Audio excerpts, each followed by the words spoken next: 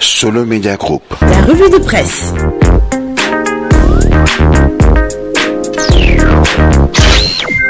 Bonjour. Les mesures prises lors du Conseil des ministres de ce mercredi au menu des quotidiens ce jeudi, le directeur général de la SNHLM remplacé.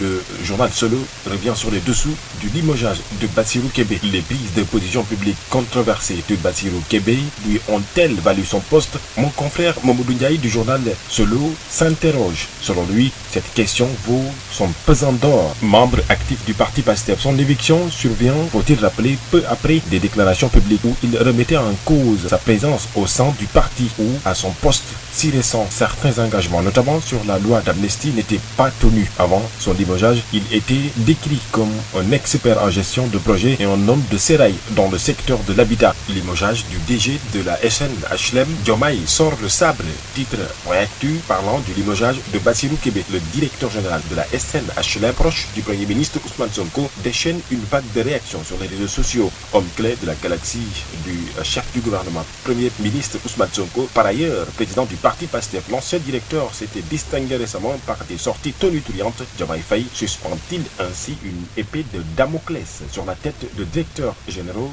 comme Bassirou Kébé? Aujourd'hui, une interrogation qui mérite bien d'être posée. L'homme en question, Bassirou Kébé, a réagi sur Facebook disant que c'est un non-événement et le combat continue pour lui. Toujours parmi les décisions à l'issue de ce Conseil des ministres, le projet de loi modifiant la loi numéro 65-60 du 21 juillet 1965 portant code pénal a été adopté hier en Conseil. Ce projet définit les actes contre nature, durcit les peines et intègre l'apologie et le financement de ces types d'actes dans des sanctions. Le texte annonce des peines entre 5 et 10 ans, des amendes de 2 millions à 10 millions de francs CFA. Les accusations sans preuve seront punies d'une peine de 3 mois à 2 ans et d'une amende de 200 000 à 105 000 francs CFA. Ce qui fait dire à mon confrère du journal Le Soleil vers des peines et amendes plus corsées. L'État corse les peines, affiche l'As quotidien pour parler des actes contre nature, la promotion et le financement de l'homosexualité. L'Observateur nous évoque ce que le gouvernement prévoit de faire avec la modification de l'article 319, la précision sur les actes contre nature et les sanctions de leur apologie et financement. Répression des actes contre nature. L'État veut corser les peines, renchérit le quotidien. La définition des actes, l'apologie et la propagande seront sévèrement réprimées. Le pouvoir entend ainsi respecter ses engagements. Ira-t-il maintenant jusqu'au bout pour la criminalisation des actes contre nature?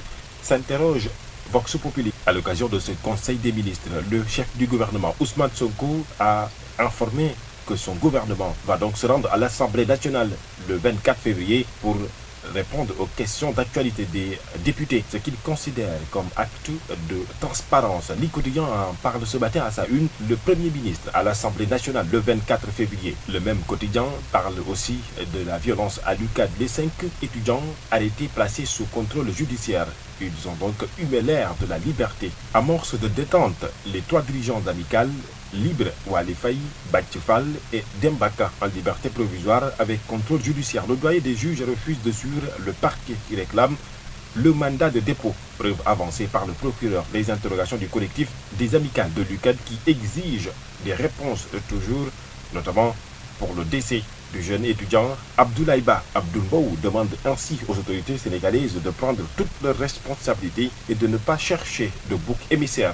Pour Thierno Alassane Sall, la responsabilité première incombe au Premier ministre, au ministre de l'Enseignement supérieur. Surtout, Thérèse Faye Diouf exige, elle, la libération de tous les étudiants, ce qui a été d'ailleurs fait et considéré par mes confrères du journal Walf comme un air de dégel à l'UCAD. Les quotidiens sportifs reviennent sur le procès des 18 supporters sénégalais détenus au Maroc depuis un mois lors de la finale de la CAN Maroc-Sénégal le 18 janvier dernier. À l'image du journal Rewmi Sport, les 18 supporters sénégalais seront jugés aujourd'hui. Enfin, le procès s'ouvre ce jeudi à Rabat, affiche Actu, qui a informé également de la signature de Habib Beye, le technicien sénégalais, comme nouvel entraîneur de l'Olympique de Marseille. C'est tout pour vos quotidiens. Merci, bonne lecture. Bon début de Ramadan pour les musulmans et 5 ans de carême pour les chrétiens. Voilà, merci à toi, Alamine Senghor. Comme vous l'avez dit, bon début de Ramadan et bon carême.